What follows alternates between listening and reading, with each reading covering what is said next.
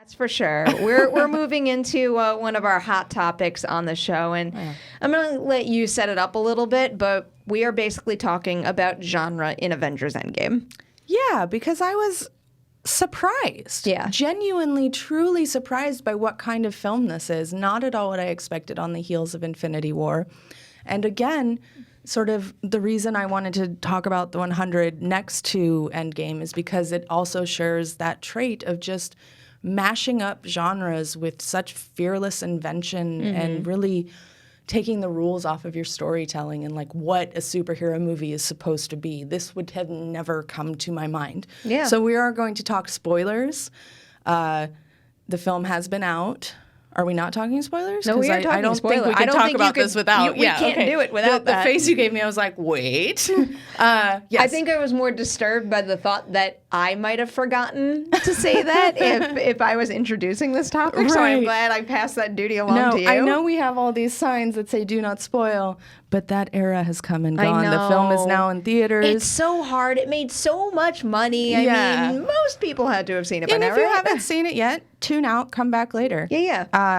But yes, this is a crazy, crazy film. Like, it is a post-apocalyptic time travel heist superhero movie. Post-apocalyptic time travel. That's so many different genres, and they all work. Like that, they go together somehow in ways I wouldn't have expected. I feel like a movie like this only has that luxury because of the foundation that the MCU established. Right.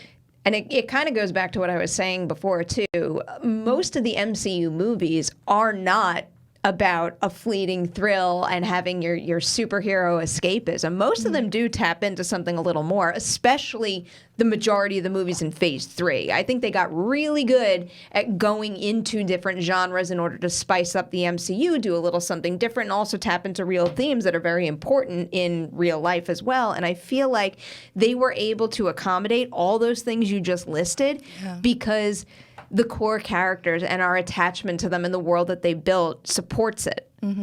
I would disagree slightly that they've done genre like this before. I think they always say that they do, but I don't agree with them. Not in this exact way. I would say that, so like Guardians of the Galaxy super pulled off merging superheroes and space opera. Yes. That was amazing. Ragnarok was a wonderful fantasy superhero film. So like you said, Phase 3.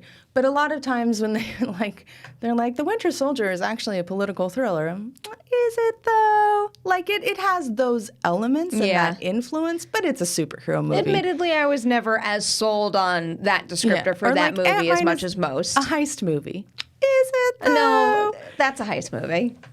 That's a heist movie, and Captain Marvel is a 90s action movie. Oh, wow, I don't agree with that at all, actually. But Okay. I cherish my 90s action, and I do not feel that it honors those vibes. But I see that in the past they have referred to genre archetypes as sort of inspiration, but I do not think that they often imbue them so fully as they have with Endgame and embrace them so fully as they have. I mean, I did not expect really to see that much of the post-apocalyptic world with the houses all grown over. And, I'm so happy we did. And the Bartons dusting was brutal. It really is. That is I a mean, haunting scene. It's a nightmarish scene. Yeah. And the it's such way, a good use of tension because you know it's coming. It's the way it's shot, too. Yes. It's the way it's shot, and I also think that Infinity War winds up servicing that moment even better than it would have been. Like, if they had started with just, like, obviously it would have been devastating no matter what, because who out there can't connect to, like, the sheer terror that comes with the thought of maybe losing your family. Right. But after all of that crazy, like, big dusting in Infinity War, to be reintroduced to the MCU and this specific moment through such like a small intimate window, I thought made it even scarier to me. I agree. I think it's such a bold note to start your film on. So dark. Yeah. This movie's so much darker So than I dark. thought they would be willing to go. We talked about this last night in the chat. Decapitating Thanos, just knocking his fucking head right off. I know. mean, they don't like show whatever his color of blood would be, but like, you get the gist. And that feels super not on brand. I was surprised that they went there. But, I know. And the crazy thing is in the moment that feels, it feels very dark and violent, but that's a prime example of where they can get away with it because of how they incorporate humor. Yeah. Humor and something they earned in a previous film where he basically says, "What? I went for the head." It all makes so much sense, and you have so many different emotions firing on all cylinders at the same exact time. I know. It fucks with your head. It does, and I think they kind of get away with that because this is really everyone's true low point. So, like, you can get that dark. That's Thor's low point. We see that Tony has completely lost faith and he's shattered, and, like, so you can decapitate a motherfucker when things are that dark. You can't do that in Ant-Man and the Wasp. Even just like the horror of the emotional darkness that they all tap into, because almost every single one of them has it. I mean, Tony's meltdown scene, holy shit, Robert Downey Jr. is so good. It really is brutal. And when you see someone who's been operating, like, I know he's made mistakes throughout the franchise, but when you see someone who has confidently been operating as the leader, or semi-confidently, basically descend into like almost like a borderline madness. Yeah. It's terrifying, and that is a great way to kind of, have your first act build to a point where you feel like the threat and the destruction and more terror is essentially inevitable. Yeah. I'm so impressed. I really am so impressed with this movie, and that they went that dark, that they tapped into those emotional terrors and physical ones. Well, we brought up the opening with Clint's family being dusted. Think about the headspace that he's in after that happens. And, I mean, really, can you blame him? It makes so much sense for someone with his abilities to go that route if they are that upset about his loving, innocent family being dusted and all of these criminals still being out there in the world. I mean, it's the Punisher, right? Like, he went full Frank Castle, and it's the same thing with the Punisher where you're like, that's so wrong, but I get it, bro. Yeah. Like, I mean, I think that's what makes certain things even more terrifying is when you can say to yourself in the same moment, that's wrong, I get why he's doing it. Yeah. I mean, I love that, like, the Leftovers, the same thing happens to Nora. Yeah. In that it's like she goes in an emotional path, and then when she doesn't have, as you said, his abilities, like, who knows what she would do if she was a fully trained fighter. But I love that it's the same seed of a story, and these characters show completely different opportunities of what you can do with that story. So now that we've had Endgame, it went to this dark place that they earned, and it was done very successfully. I'm very curious to see what happens in the next movies, because one of the biggest questions raised at the end is, essentially half the population lived out 5 years of their lives, and then others equate it to a much smaller period of time.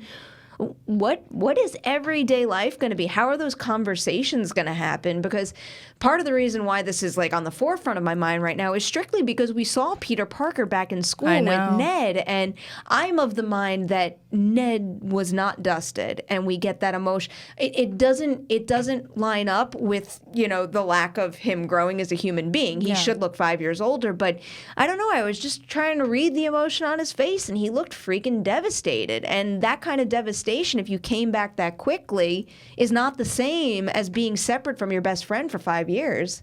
Interesting.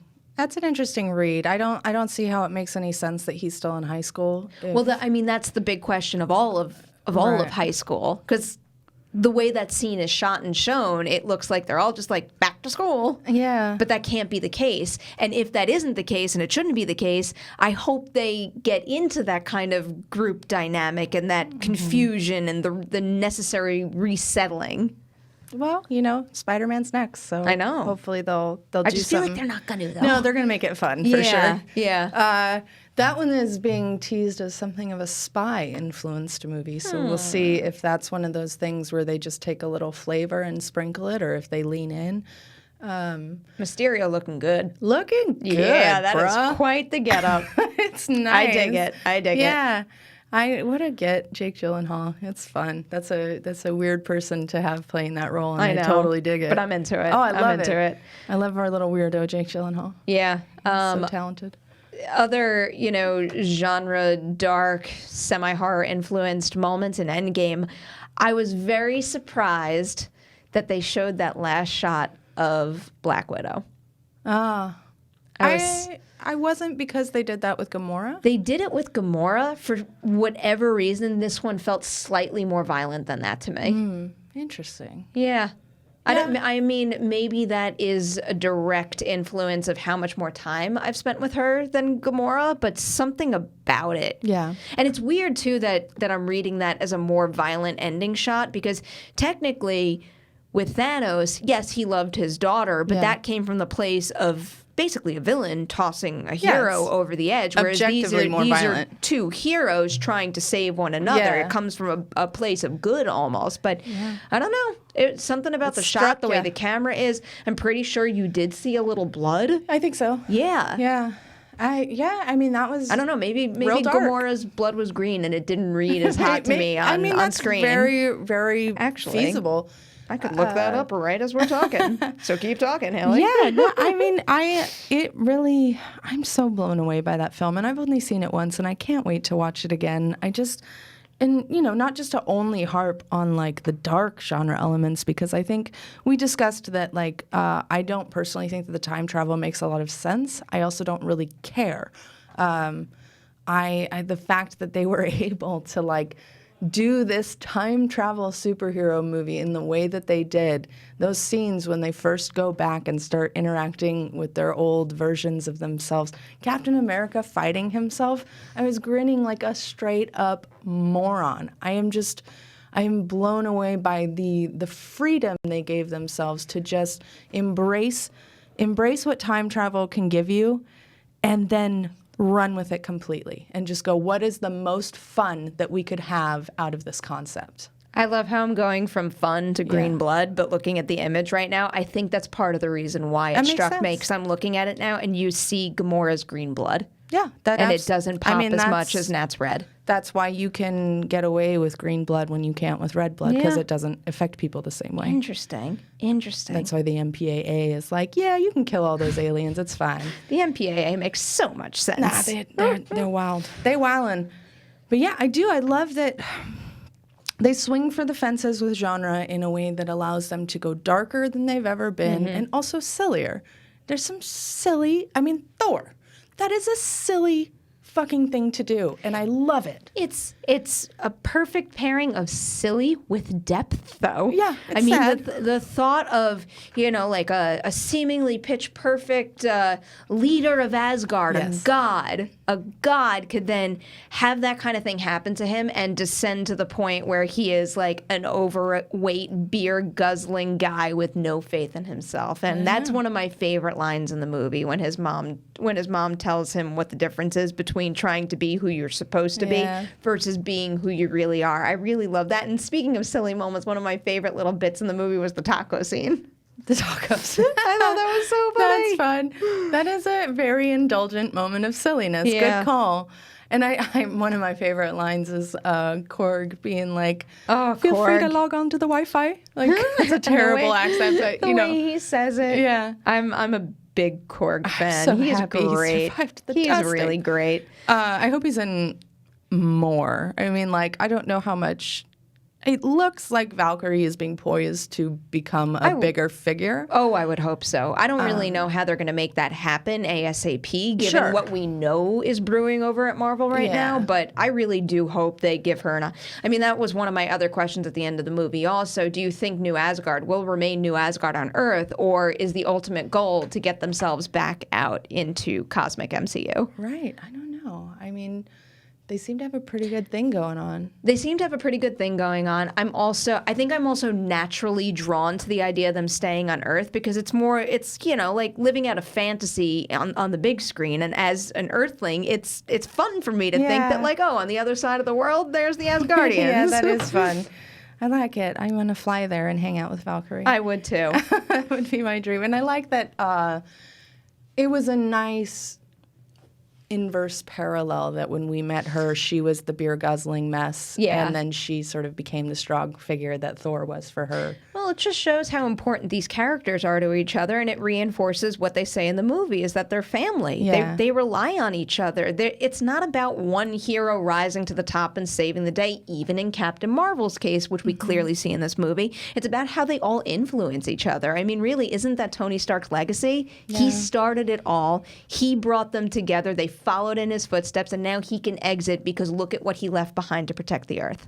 Yeah, well, it's like, Pepper tells him, we're going to be okay. You can rest now. And it's true. It makes me I cry. believe it. I know. But isn't this a testament to how good Avengers Endgame is? That we're sitting here on the witching hour and we can't help but to work it into this conversation. I mean, I can't stop thinking about it. Well, and I also, as soon as I saw it, I knew I wanted to bring it up because I was truly fucking floored by how ambitious they were and how weird they were and unpredictable.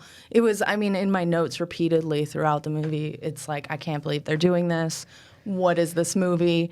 This is not the movie I thought it was going to be. They just completely curveballed it with their embrace of the highs and lows of everything. I think that's another reason why I needed that second viewing too, because it's not even just about plot points and major beats for different characters. It's also about the different vibes we get from scene to scene. And one of my I don't know if this is going to be able to be a clear enough visual to somebody who can't really feel it, but one of my favorite things on a repeat viewing for whatever reason is when, I'm in the thick of the chaos and the madness the first time around, and on the second time, it's almost like I can take a step back and see the architecture of the whole story and really appreciate individual scenes for what they were, and that's exactly what happened on that second viewing. That's great. I can't wait. I'm so excited. It was a very good feeling. I'm excited to not have the pressure of needing to go to the bathroom, too. I was fine on my first viewing, but I'm definitely one of those people who's 3 hours is an ask. It's a lot. It's an It ask. really is a lot. I just didn't care, though. I'm so impressed that I didn't feel I would have watched that movie for another half hour. At the time of this recording, I've gone 2 for 2 as far as not needing to use the restroom in the middle of Endgame. I'm curious to see what happens on my third viewing if I screw it up and have a soda or something. I don't really care if I have to use the restroom now. It's more that I'm glad the pressure will be gone because I already know what's going to happen, so I don't have to worry about missing things. I'm not. I can't get up in a movie. I just can't do it. Again, the therapist, Perri. I know, but I don't want to. I don't want to. You don't have to. I was having the discussion the other day about, what would you take out of Endgame?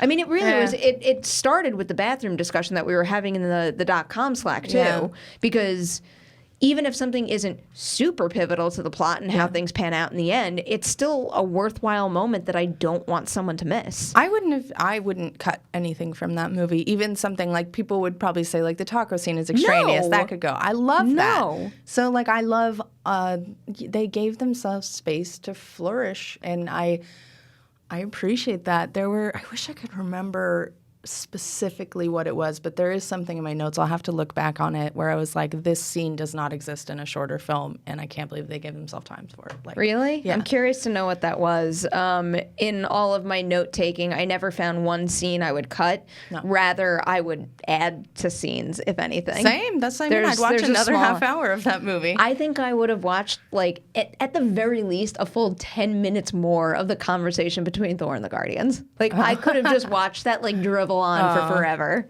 That's good. That wouldn't be my pick where I'd add, but I do enjoy them together, and you hopefully know my we'll get a whole obsession movie with the Guardians. There's no doubt that my reaction to that movie and that group of characters is connected to the fact that I want to be in the ship with them. I want to hear them talk about nonsense. They're gonna have a whole other movie.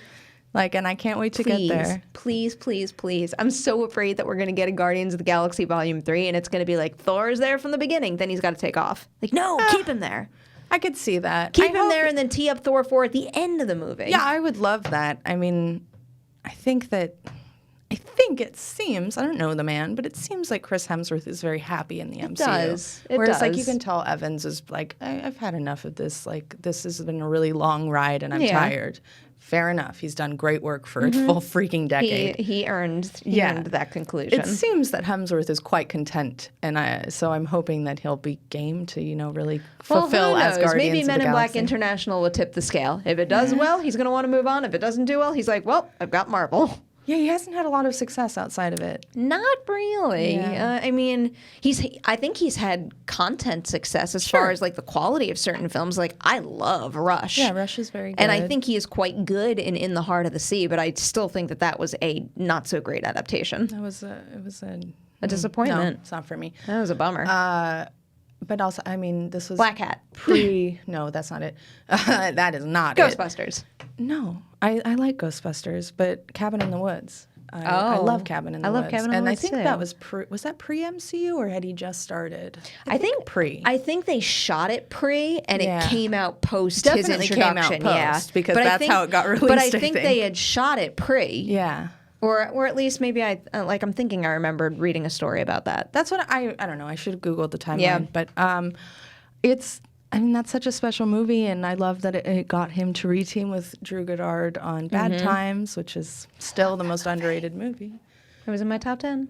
Mine too. It's so good. I just rewatched it on a plane, and it's still amazing. I almost rewatched it recently on the treadmill because I always take a movie or a show on the treadmill with me, and whenever the Wi-Fi in that building doesn't work, I always have to go back to something I keep downloaded on my iPad, and it's always one of two options. It's either Bad Times at the El Royale or Jurassic Park, and saying I picked Jurassic Park over El Royale isn't a knock to El Royale, but no, it is not. I was just in a Jurassic Parky mood, which is how I operate Fair like enough. 99% of my life.